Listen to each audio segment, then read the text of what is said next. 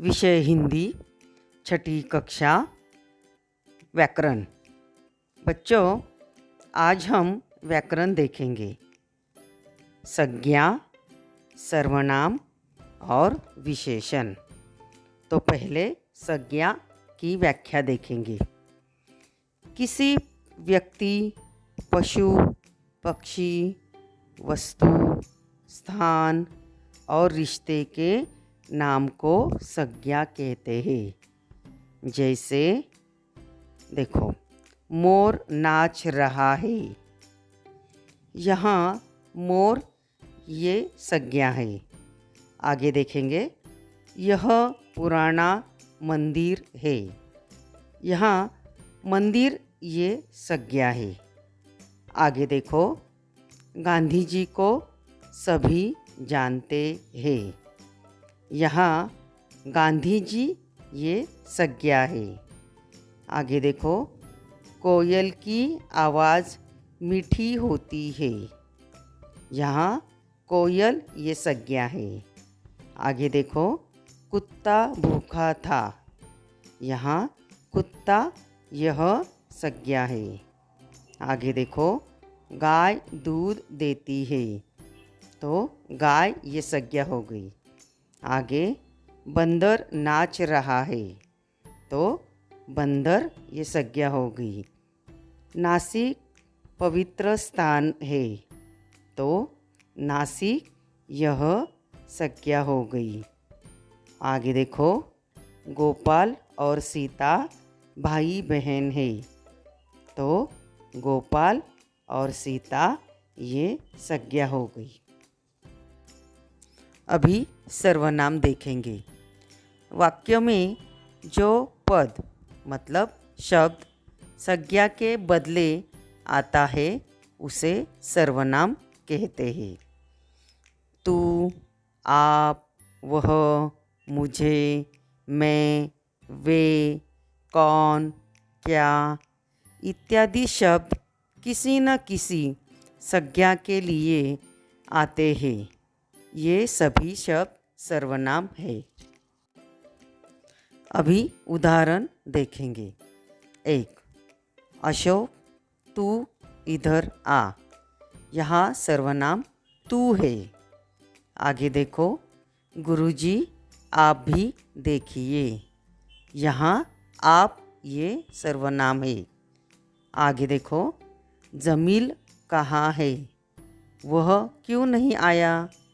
यहाँ वह ये सर्वनाम है। आगे देखो, बंदर ने कहा मुझे पेड़ तक ले चलो, वहीं मैं तुम्हें कलेजा दे दूँगा। यहाँ मुझे, मैं ये सब सर्वनाम है। आगे देखो, कुछ वर्ष पहले लोगों ने पौधे लगाए, वे अब पेड़ बन गए। यहाँ वे ये सर्वनाम हो गए। आगे देखो, वहाँ एक आदमी खड़ा है और वह कौन है? तो यहाँ वह और कौन ये सर्वनाम हो गए। आगे देखो, रमन फूल लाया। वह क्या लाया? यहाँ वह और क्या ये दोनों सर्वनाम हो गए। अब हम विशेषण देखेंगे।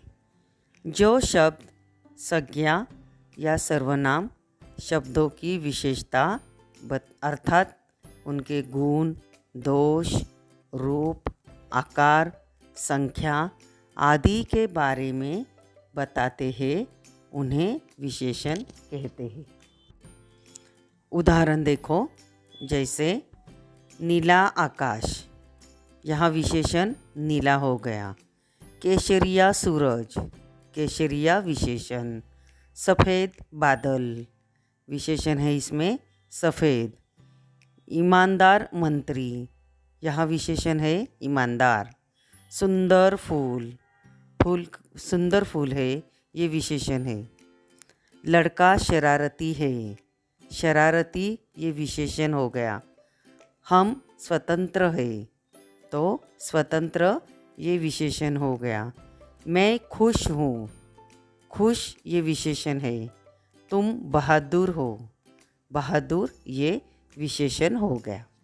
इन विशेषणों के 4 प्रकार है, वो अब हम देखेंगे। एक गुणवाचक, अगला संख्यावाचक, परिमाणवाचक, सार्वनामिक। अब हम गुणवाचक विशेषण देखेंगे। जो शब्द संज्ञा या सर्वनाम के गुण, दोष, रूप, रंग आदि का बोध कराते हैं, उन्हें गुणवाचक विशेषण कहते हैं। अब हम उदाहरण देखेंगे। 1. हवा हरे खेत में पहुंची। खेत कैसा था? हरा, तो यहाँ हरा गुणवाचक हो गया। अगला देखो, पेड़ों के पीछे तेज रोशनी थी। रोशनी कैसी थी? तेज थी, मतलब तेज ये गुणवाचक हो गया। अगला देखो, पोटली में से सुंदर पुस्तकें निकली। पुस्तकें कैसी थी? सुंदर, तो सुंदर ये भी गुणवाचक विशेषण हो गया। अब हम संख्यावाचक विशेषण देखेंगे। जो शब्द संज्ञा या सर्वनाम की संख्या का बोध कराते हैं, उन्हें संख्यावाचक विशेषण कहते हैं। जैसे अभी उदाहरण देखो, मेरी कक्षा के 5 लड़के जिला स्तर की तैराकी प्रतियोगिता के लिए चुने गए हैं। यहाँ 5 ये संख्यावाचक हो गया। अगला देखो, वहाँ सभी बच्चे आकर पढ़ते हैं, तो यहाँ सभी ये संख्यावाचक हो गया। अगला देखो, गुरुदेव केवल 15 मिनट हमारे साथ रहेंगे, तो यहाँ 15 ये संख्यावाचक हो गया। अब अगला देखेंगे परिमाणवाचक विशेषण। जो शब्द संज्ञा या सर्वनाम की नाप तौल का बोध कराते हैं, उन्हें परिमाणवाचक विशेषण कहते हैं। जैसे बाजार से 2 मीटर कपड़ा लाओ। यहाँ 2 मीटर ये परिमाणवाचक विशेषण हो गया। अगला देखो, भोजन में थोड़ा तेल आवश्यक है। यहाँ थोड़ा ये परिमाणवाचक विशेषण हो गया। अगला देखो, डिब्बे में 5 किलो गेहूँ भर दो। 5 किलो यह परिमाणवाचक विशेषण हो गया। और अंत में देखेंगे सार्वनामिक विशेषण। जो सर्वनाम विशेषण के रूप में प्रयुक्त होते हैं, उन्हें सार्वनामिक विशेषण कहते हैं। जैसे यही घर मेरा है, तो यही ये सार्वनामिक विशेषण है। अगला देखो, उसकी आँखों के सामने वही पोटली थी, तो यहाँ उसकी ये जो है ये सार्वनामिक विशेषण हो गया। और अंत में देखो, कल मैंने ही तुम्हारी परीक्षा ली थी, तो यहाँ सार्वनामिक विशेषण देखो तुम्हारी ये हो गया। अब स्वाध्याय देखेंगे।